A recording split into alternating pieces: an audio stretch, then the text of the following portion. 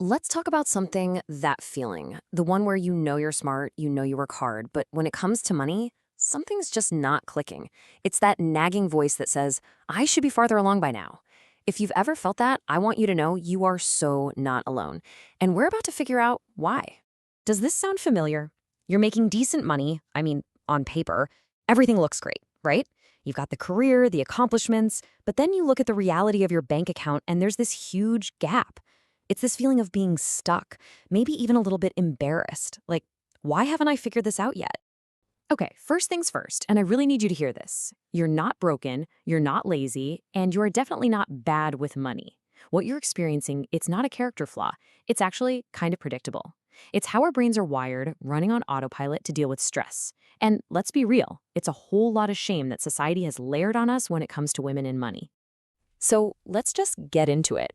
We're going to completely reframe how we talk about this financially stuck feeling. We're throwing blame and shame out the window.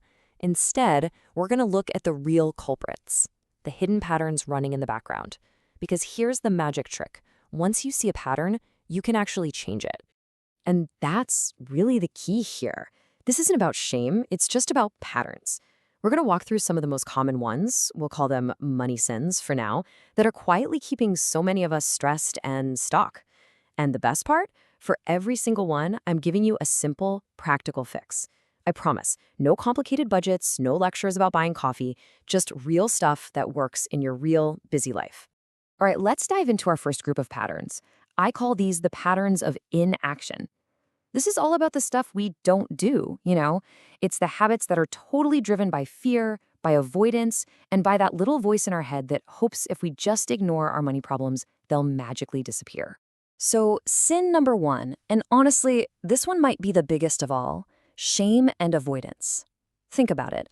How many of us grew up hearing messages, sometimes subtle, sometimes not, that caring about money was, I don't know, greedy or unfeminine? So what's the result? We just avoid it. We don't talk about it. And if we never talk about it, how are we ever supposed to learn how to actually manage it? And these patterns go way, way back. I want you to think about the little girl you used to be.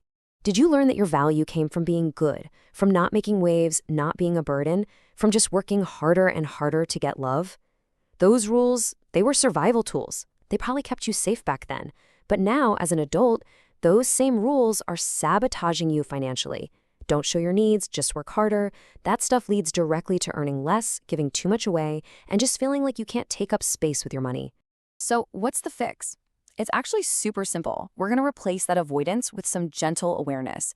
The antidote is what I call the 15-minute weekly money date. Seriously, that's it. 15 minutes, put it on your calendar like any other appointment, grab your coffee, and just look. No judgment. Just check your balances, see what bills are on the horizon, and find just one tiny next step. This is not about doing a massive overhaul. It's about consistency. You're literally just building a new muscle of looking at your money without freaking out. Okay, money sin number two is all about staying in the status quo. You know exactly what I'm talking about. It's using the same bank you've had since you were 18. It's having the same insurance policy for a decade. It's never changing that 401k contribution. Our brains are literally hardwired to avoid change because it feels risky. So we just stay put.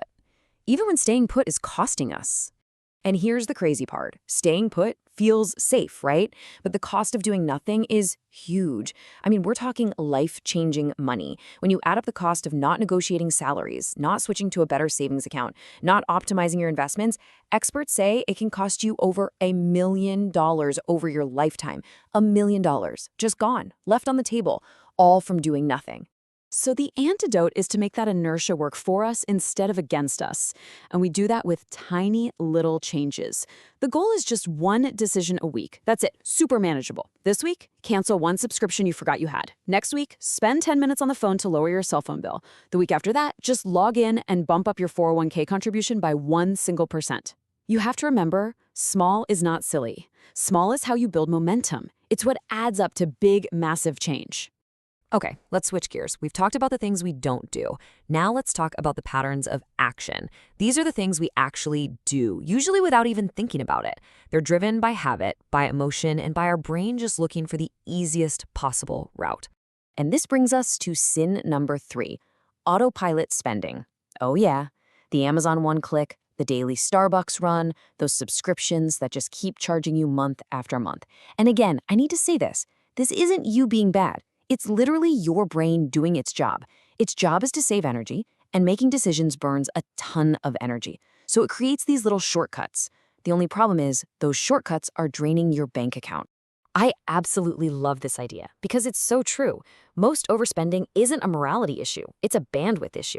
Think about it. You've had a brutal day at work, made a million decisions, your brain is fried, and you still have to figure out dinner. Are you really going to have the mental energy, the bandwidth, to debate the financial pros and cons of ordering a pizza? No way. You're going to do what's easy. We overspend when we're tired and stressed, period. So the antidote here isn't about beating yourself up. It's just about turning on the lights. It's something I call the 30-day truth check. And it's simple. Just pick one account, your main checking, or one credit card, and look at the last month. No judgment, okay? Just curiosity. And start labeling things in simple categories like fixed bills, food, life convenience buys, and emotional spending. We're not making a budget here. We're just getting a little bit of truth. Awareness is always the first step. All right, on to sim number 4, and this one is so sneaky. It's lifestyle creep. This is what happens when you get a raise, and suddenly your spending goes up right along with it. All of a sudden, you need the nicer car, the better apartment, the fancier dinners. It usually comes disguised as, I deserve this. And you know what? You absolutely do deserve nice things. But if we're not intentional, our future selves get completely left behind. And it's not always about flash. A lot of the time, it's just wanting some relief after working so hard. The antidote for this one is so beautifully simple. It's the 50-50 raise rule. Here's how it works. The next time you get a raise or a bonus, any kind of income bump, you just split it right down the middle. 50%, that's for your life right now. Go ahead, enjoy it. You earned it. The other 50%, that goes straight to future you.